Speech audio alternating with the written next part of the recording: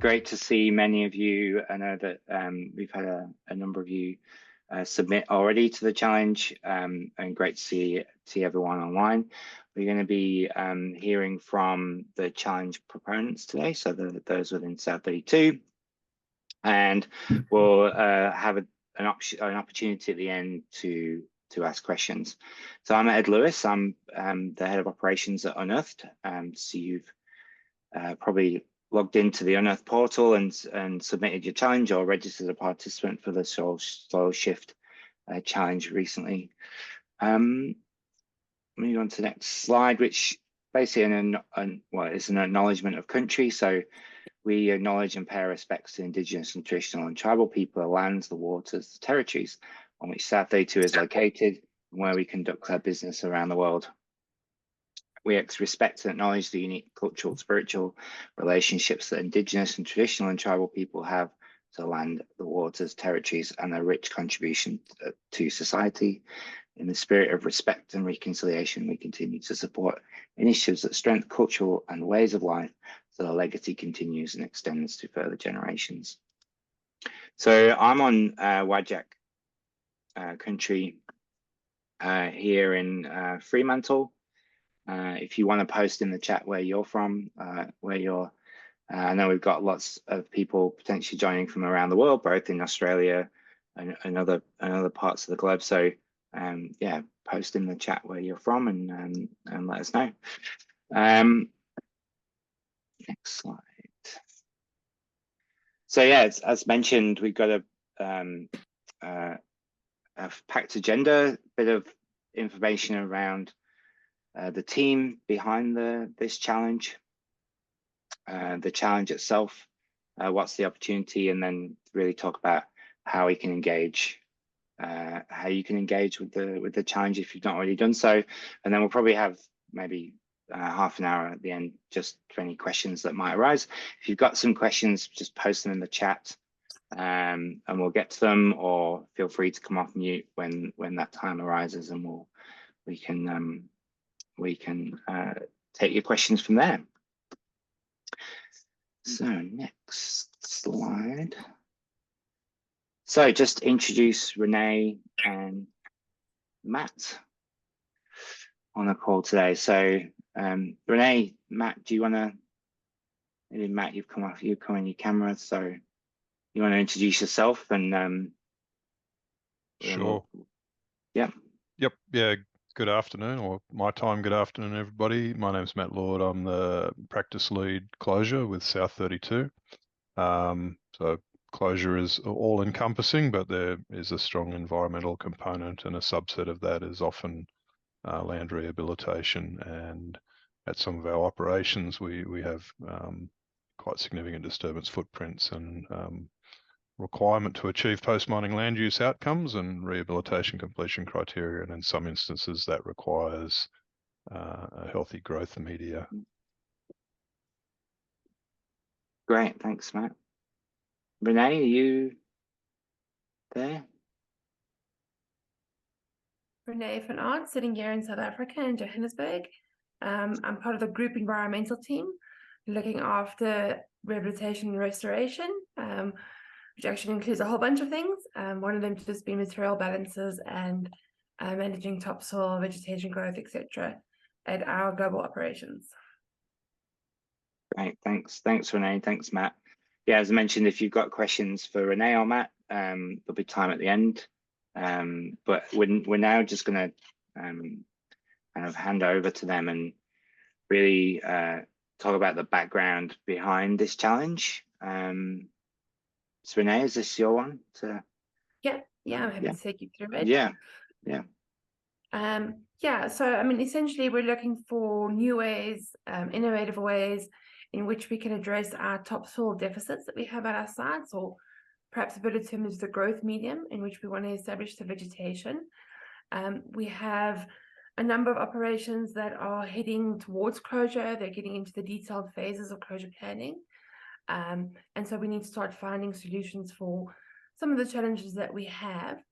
As you probably already know, soils are essential for successful rehabilitation outcomes.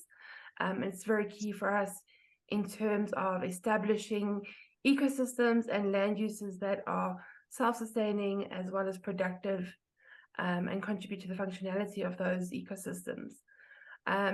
Rehab, if you're not familiar, is quite a complex task in mining. There's a lot of challenges in terms around access. For backfilling an open cast pit, there's a particular sequence we need to follow in order to do that.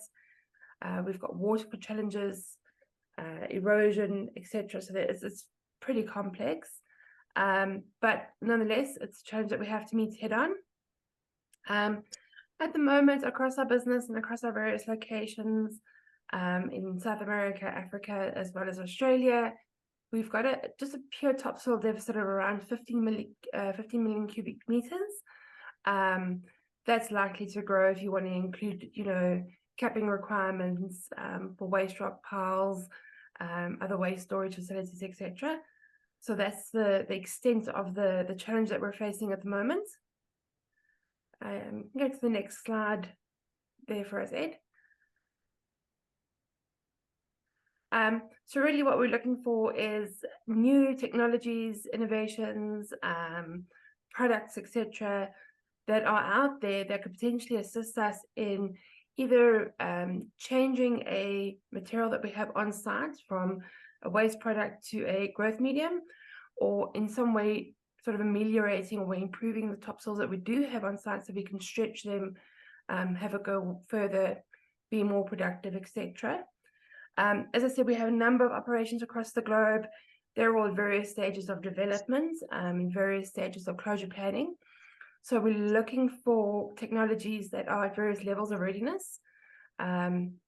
If it's implementable today, that's fantastic. If it still needs 5 or 10 years development, doesn't mean we wouldn't be interested in it. Our sites are quite large, so we need something that's scalable. If it works on 1 hectare as a proof of concept, that's great, but we need to be able to do rehabilitation over thousands of hectares in our business. So it's quite a large areas that we're covering. We obviously also have various ecological settings and climate conditions. So we've got, for example, an operation out in Colombia in South America. How that system works, the rainfall that we have is very different to a site in Western Australia, which is far more arid, various other limiting factors, etc. Solutions that would be held in the highest regard.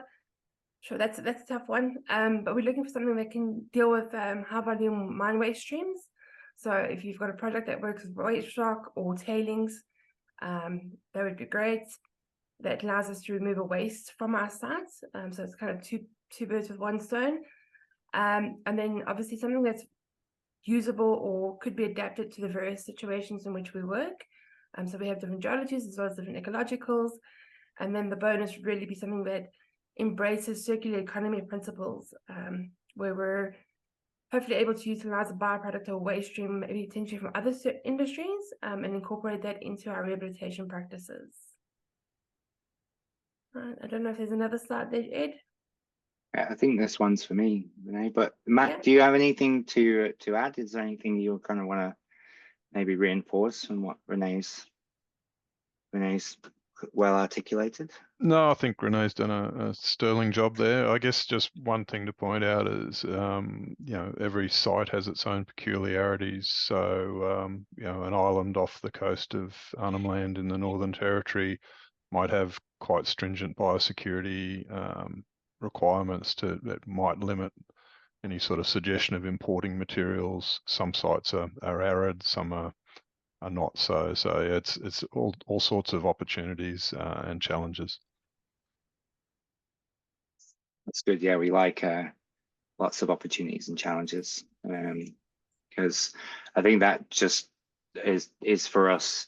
One of the reasons we do run these challenges is to kind of cast a very wide net, and especially with a challenge like this, the opportunities where South32 and other mining companies don't have this or hold some of these core capabilities in particularly in its topsoil generation.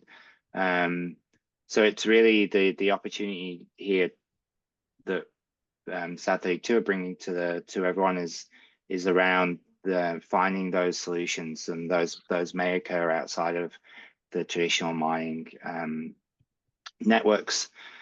So yeah, for those innovators that have never really engaged in the mining sector before, I think these are not just problem statements that are unique to South32.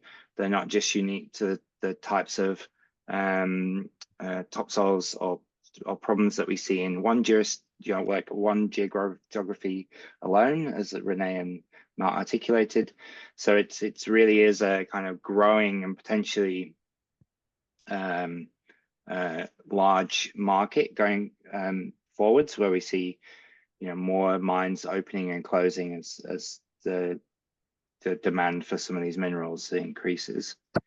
So what's the outcome from the challenge is really meet with the members of the South32 team, really think about a deeper engagement, so potentially an experiment or some kind of work that we can do in collaboration together, and then really think about the proposal that you've put forward, the submission, and how it contributes to the problems that Renee and Matt and the rest of the team have.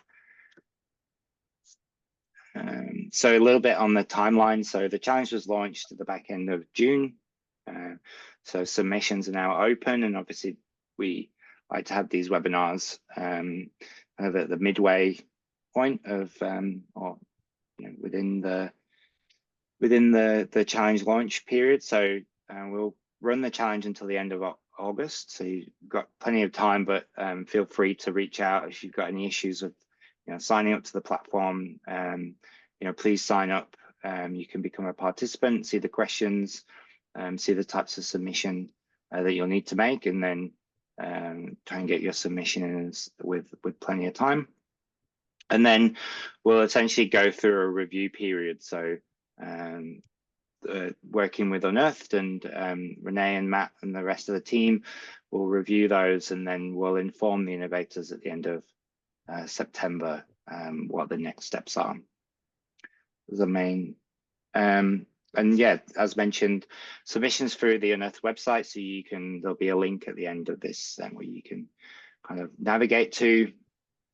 There's a community there, so you can submit, also ask some questions in the forum there if you've got some questions of us Unearthed. So it can be based on the process, but it could also be specific questions around the challenge itself, and we'll direct those to Renee and Matt and the rest of the team, that they can then respond to your specific question. But also obviously there's an opportunity to ask those questions here today. We've also got other active challenges on the Unearthed website, so please have a look at some of those where it might be applicable for you.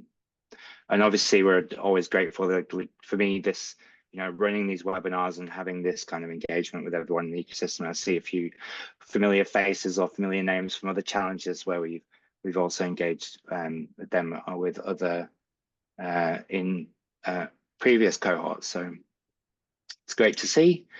So yeah, so next really is the questions. So unless Renee and Matt have anything more to add, we might just dive into some questions, and the QR code there. So if you point your camera at that, you'll find a link to the platform where you can submit. There's a couple in the chat. I guess James got two questions, so I'll go back to his first one. So just a clarification, is there a list of to be addressed? Renee, is there a kind of on the platform, on the site, in the submission, we've got kind of specific examples of ones that are coming up for rehabilitation soon, but I guess this is a challenge which includes all of South32's sites, so it will affect all of South32 sites in a number of years, but there are a few sites that are pressing. Any more thoughts to add, Renee, Matt, on that question?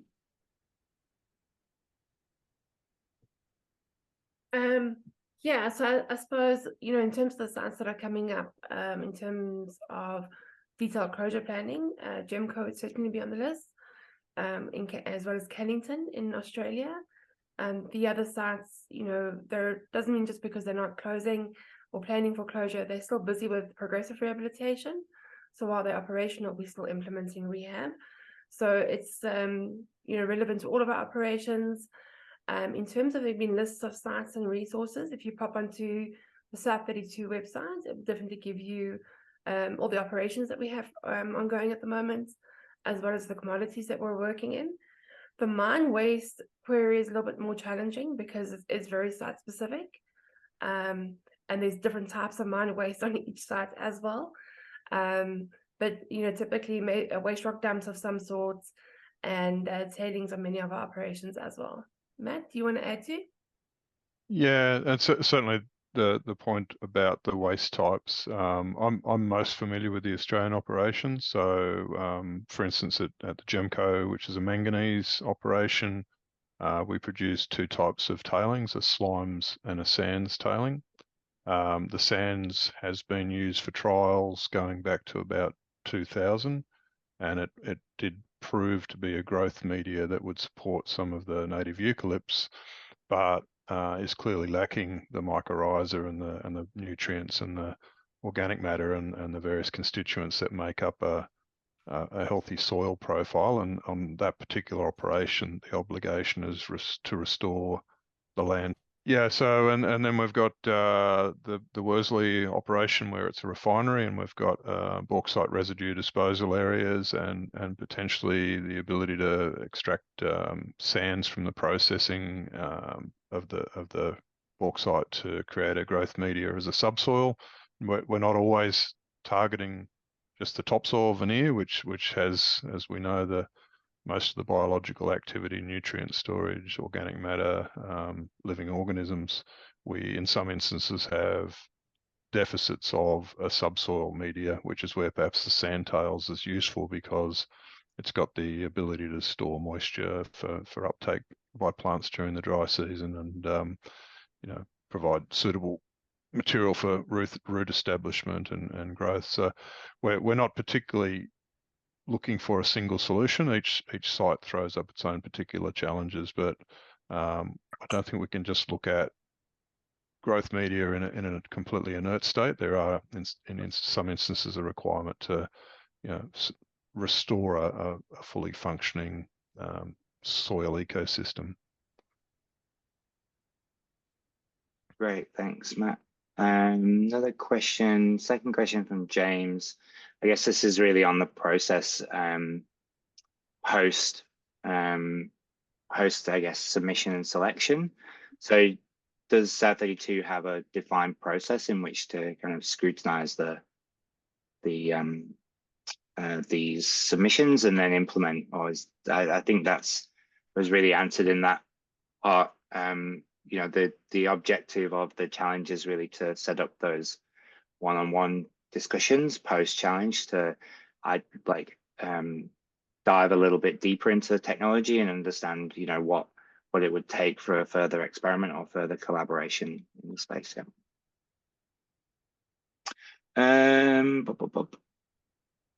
So Alison asks, are you looking at any site-specific solutions or only solutions that will be transferable to all South32 sites? Yeah, I think most likely we will find site-specific solutions. I think it would be very difficult to find one solution that was a good fit for all of our operations. If we do, that's great bonus, but definitely keen in site-specific solutions. And anything that is, locally sourced would be great. That helps a lot with our carbon footprint and just costs and so forth as well. So if we, if you're SA based and you just want to address the challenges that we face here in South Africa, then by all means we're looking, you're certainly going to be looking at that. Yeah, I guess that's something we're probably also trying to identify capability, right? And where that capability potentially can be applied to lots of different solutions and different sites as we go. So Joe asks, might have one private call with the team. So Joe, that's the purpose of the challenge. So we want to see submissions from across different parts of the industry, outside of the mining industry as well, to really solve this challenge. And I think the opportunity there is then to kind of work with the South32 team to then understand your technology a little bit more, collaborate, potentially open up further opportunities to develop in conjunction with South32. So long question here from Liam. So interested to know operationally and commercially if there's been any discussion with green organic FOGO waste processors. Are we any usage for domestic waste? That again would be site specific, certainly not for a remote location like Groote Eylandt where there's biosecurity issues. Probably Cannington, which is in northwest Queensland, would be too remote from any reasonable sources. I did have some involvement in a previous role with organic waste materials being used in the Hunter Valley to some effect, but I think the EPA then subsequently raised concerns about some of the materials within that waste stream. So it wasn't entirely successful, but certainly open to that opportunity. We don't, probably the only mine in Australia that might be applicable to would be the Worsley operation in southwest WA, which is reasonably close to Perth and probably close to sources of organic matter and potentially waste materials that could form part of that reconstructed profile that we need to establish over the bauxite residue disposal areas. Yeah, great. Thanks, Matt. Yeah, and Liam, like if you think you've got a, you know, if there's a solution that you can propose and submit, and I guess just picking up on Matt's points that some of the potential risks with biosecurity and potential challenges with that solution, then but please feel free to submit and just kind of, I guess, address some of those concerns when you do submit. John asks, how available is water at different locations?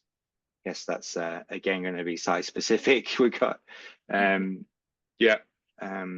think obviously we probably all agree water is going to be an important part of developing some kind of biodiversity, but any comments on kind of specific asset water requirements? Yeah, again, it's site specific. Gemco has got huge amounts of water, particularly after Tropical Cyclone Megan passed by in March. The Cannington operation is probably quite scarce in terms of water. It's in an arid, semi-arid region. Worsley has quite a large storage dam on site, so probably the water availability there is quite good. So I can't speak for the other operations. I'm less familiar with them. Yeah, the South African operations at manganese mines also water scarce up in the Northern Cape, and then obviously CMSA or Cerro Matoso in Colombia is water positive. I think just the comment that I have there is many times our operations do have excess water, but it's the quality of the water that matters. So we might have processed water, which may or may not be suitable for your applications. It just depends what your needs are and what the parameters are for, you know, your water to be effective with your product or whatever the case might be. So if you can give us an indication of what qualities you need, we can try and match that up with what's available at each site. Yeah, that's a good point, Renee. And I think you mentioned in describing the challenge that you have is that the sites are very, very different in terms of, some being in arid environments, some being in tropical environments, some, being potentially devoid of any natural water sources. So there's an interesting kind of mix there. And I guess, yeah, as Renee mentioned, make sure your submission kind of addresses that for the best chance of taking it forwards. All the best from Poland. Yeah, I do. Hello from Western Australia.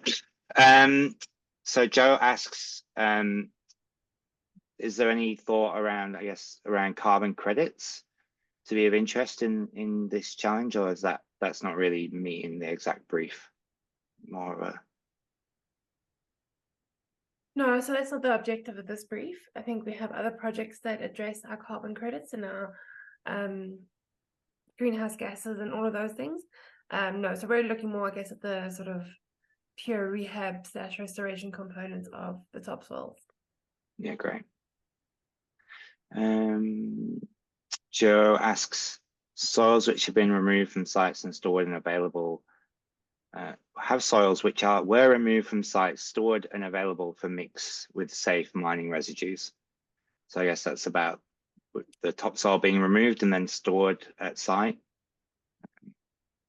I presume, again, it's site specific depending on kind of what was removed and how it was stored and how useful it might be in the future. Yep. Yeah, Yeah, look, again, it's site specific, but certainly talking for Gemco, where direct return of topsoil isn't possible, as it's a progressive strip mining operation, some soils have been stored, but some soils have been lost over the years through weeds infesting topsoil stockpiles and rendering them unsuitable for respreading. Various other reasons that the deficit's grown over time. But yes, there are still significant stockpiles on site. I think Gemco's got perhaps 30 hectares of topsoil and perhaps even more of subsoil stockpiles. But we're talking about a 4,000 hectare rehabilitation footprint, so that won't go far. One of the things we're pursuing at the moment is a strip at 500, place at 100 to use the soil to essentially inoculate another either overburden sandtails, bring in the mycorrhiza, bring in the soil fauna and seed, organic matter, etc., to kickstart the process of regeneration. Great, thanks, Matt. Yeah, Anything to add, Renee? Yeah, I just want to say similar in the South African operations. We have large stockpiles of topsoil that have been standing for several years, if not decades, especially on our older operational mines.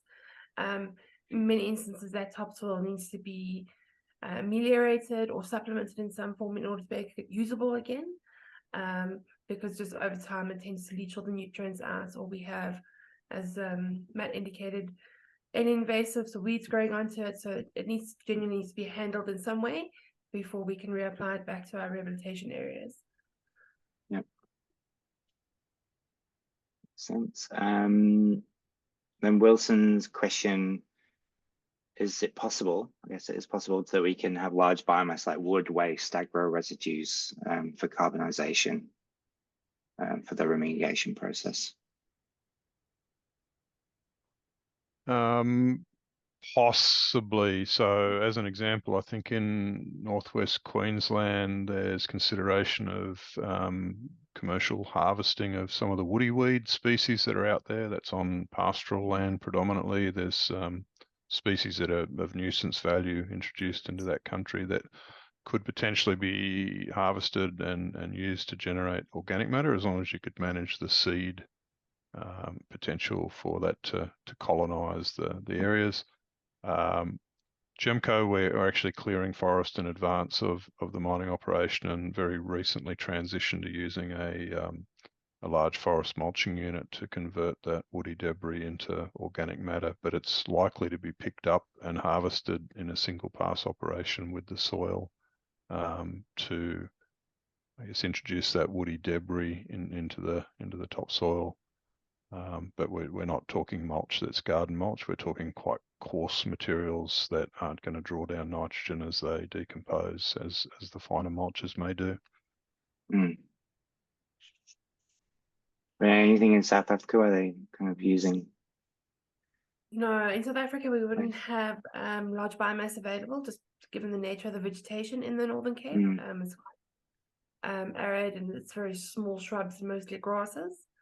And our South African manganese mines are quite isolated as well, so there's no real industries or commercial farms even close by that would be able to restore something like that.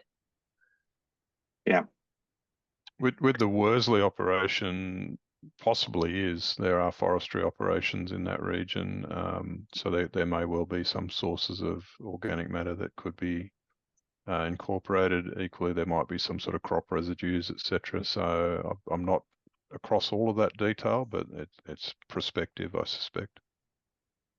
Yeah, and there's as well down in Worsley. There's an issue with obviously local logging of native forest as well. So there's plenty of trees, but you can't log them all. No, So there's also issues of Phytophthora, which Phytophthora cinnamomi, which is forest dieback, which means there's fairly strict biosecurity measures there as well in terms of moving materials between locations. Yeah, I think it brings up an interesting point, well, a good point, that for those kind of outside of the mining industry, I guess great source of information would be the South32 website. I've seen they've just updated it recently, so kind of have a look at where the sites are, and maybe think about what for your solution, what would you need locally to be sourced, or maybe imported, or potentially generated locally. And that's kind of one really key consideration, I think, for the team when they're assessing your submission. Think about what's the unique characteristics of the site, and what potential is there for this to be commercially viable given its location. So John, and feel free, anyone who's on the call as well wants to come off mute and ask the question in person, more than happy to let you do that. Just throw up your hand or just shout out. John asks what the type of life cycle is expected for a good solution. Type of life cycle is expected for good solutions. I don't know if that's fully formed question. I don't, Renee, Matt, you want to give that one a stab, or should we let John ask it again? Maybe John could just expand a little bit on what he means by life cycle. Yeah. And Carol's asking, is there a list of sites? Yeah, that's Alison's just posted a location of South32 in there. Yeah, go and have a look at the South32 website. It's great for source for information for all about South32 and what they do and what they're extracting, and what they're mining currently, and then know where these places are. So Joe asks, biocrops we can use to generate 1 ton of root systems per growing season, adding organic material to soils. Am I correct? That would be considered a good thing. So growing season, yeah. So yes, I guess so. I think this is about growing crops on the soil, and creating organic material back in. Yeah. So perhaps just to highlight to the people, is as part of our approval process, when we initially develop these mines, we have a commitment with the various governments to rehabilitate to a certain end land use, and that again varies from site to site. But so, for example, here in South Africa, our manganese mines, we're committed to rehabilitate to a pasture land or a grazing land use. So in that case, there's optionality in terms of what vegetation we plant, and we can potentially go seek out plant species that promote or are good for grazing. In other instances like Worsley, we have a lot of native ecosystem restoration. Gemco is very similar, and in those, then we're obviously limited to what species we're allowed to plant back when we do the rehabilitation. So that might be a limiting factor in terms of using crop species as part of the plant mix that we put in. Yep. And John probably reframing his question. So how quickly would you expect to implement a solution, and when do you declare it as being successful? So I guess in terms of implementation, I guess from this point now, it's, there's rehabilitation required at some sites within the next 5 to 10 years, but I guess this is an ongoing challenge that South32 has. Yep, and I can talk a little bit to that. Is that each site has to develop rehabilitation completion criteria. They have to be SMART criteria, and they have various metrics around vegetation composition and density, soil metrics, fauna metrics, habitat, etc. And a rough rule of thumb is that you're potentially looking at 25 to 30 years for some of the more complex sites between cessation of the rehabilitation activities and aspirationally achieving your completion criteria or success measures. So time is quite an extended time frame in that what we would call a monitoring and maintenance period, and that's a period where we have the ability to do some maintenance interventions as well if we're seeing that we've got concerns with weeds, or we haven't achieved a target for a certain species composition or density. Then we can do infill planting or reseeding or additional maintenance works. So it's quite a long time frame, and the reality in the mining industry are that there are very few operations that are able to say that they've met all of their completion criteria for closure. So we're talking timeframes of decades, and often there's something else that would keep us at the operation regardless of the rehab outcome.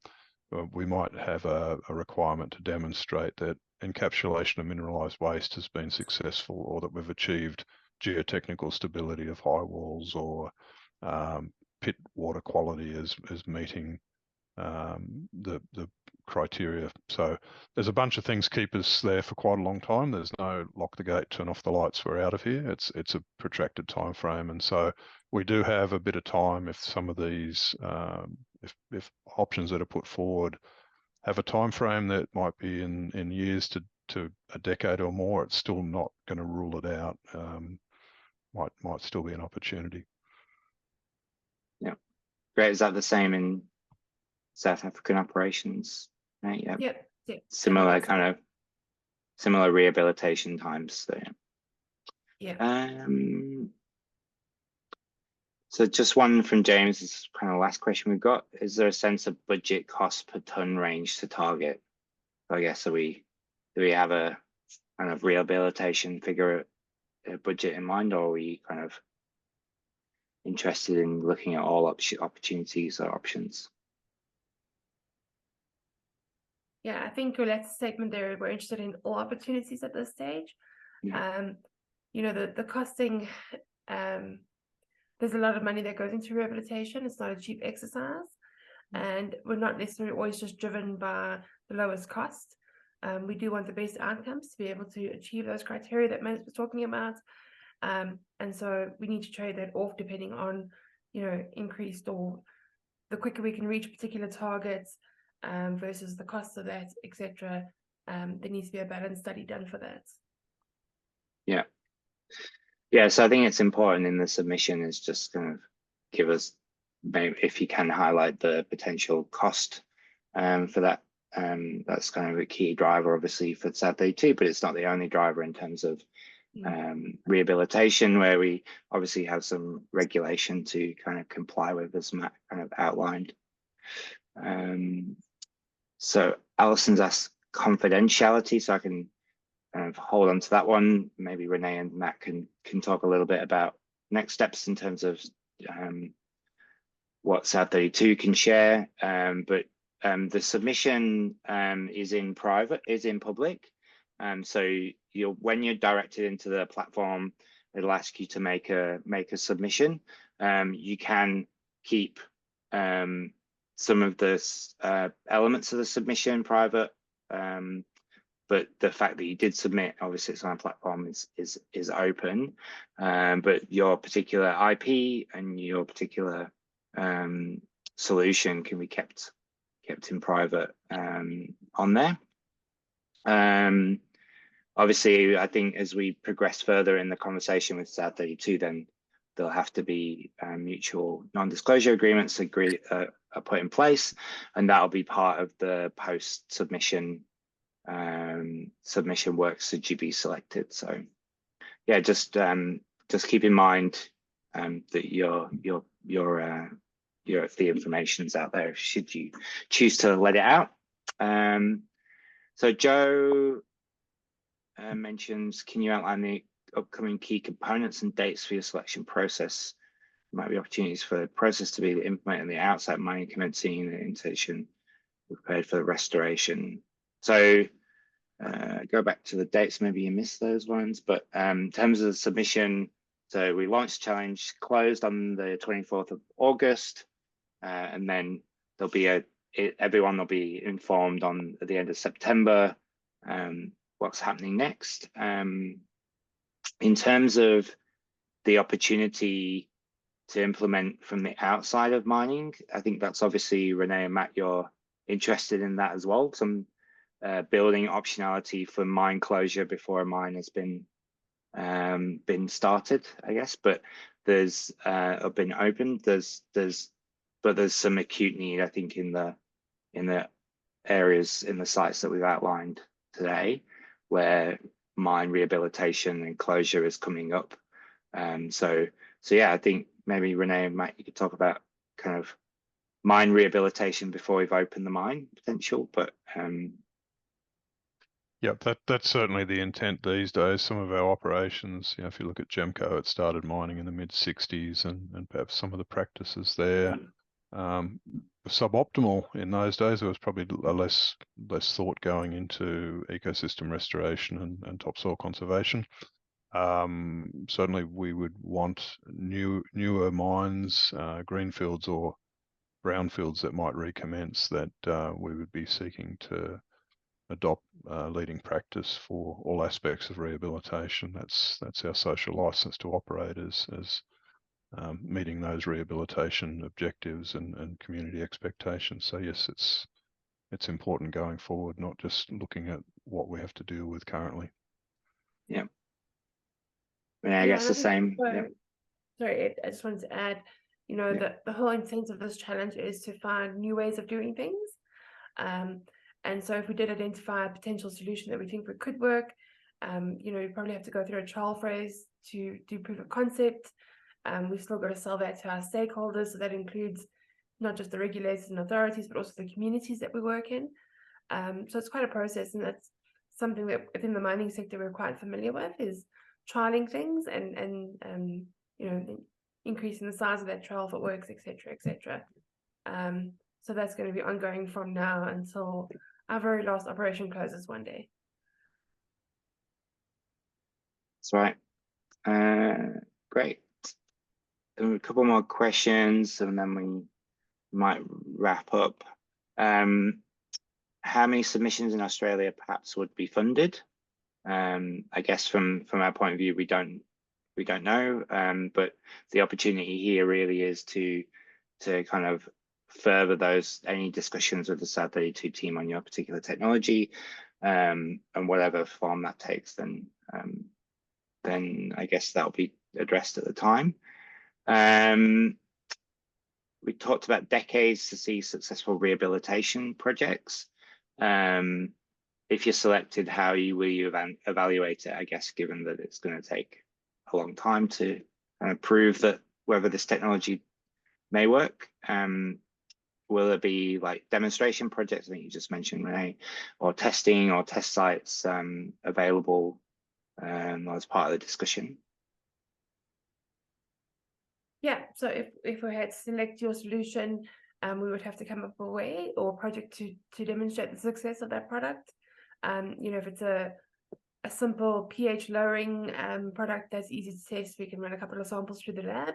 But obviously, if it's something a little bit more complex, then we would set up a trial at one of our operations and run over that agreed period, and then determine the success criteria and evaluate it against that. Yeah. Great. We've got time for a couple more. So if climate change mitigation is an additional benefit of the process, is that a plus? I guess. Yep, definitely interested. Yeah. So I guess one of the benefits and the outcomes of some of this work is capturing carbon. It's part of, like, obviously the rehabilitation has some aspect of capturing CO2 from the atmosphere. So yeah, I guess that's kind of a bonus. I don't think there's any more questions. I'm really enjoying everyone's putting green hearts on questions. Like, that's pretty cool. I like that. We're all loving it. So I think if there are no more questions, if anyone's got a burning question, they can be brave and ask it in real life. But if not, then I'd like to thank everyone. Are there any final words, Renee or Matt, you want to kind of impart before we leave it for today? Any particular parting gifts for the teams, for the submitters? I wouldn't say any hiding gifts, but you know, we welcome you guys to just share everything you've got so we can work through it. And we're really excited to see what comes out of this process. Yeah, great. Yeah, that like echo Renee's sentiment. Yeah, please submit what you have. Really be open as much as you can be. I guess address some of the points that we talked about today around, you know, your technology potential working across different South32 sites. Make it applicable to, you know, the maybe the constraints that we talked about today. Really kind of allow us to really see its applicability across different South32 assets. I think that'd be really well received, and really looking forward to everyone submitting. So as mentioned again, so you can get involved, please follow the QR code. If you're like me, you can't get QR codes to work ever because you're not, you know, your camera never works. Please throw it in, so it's unearth.solutions/u/challenges/shift, or just go to /u and you'll find it. Click through from there.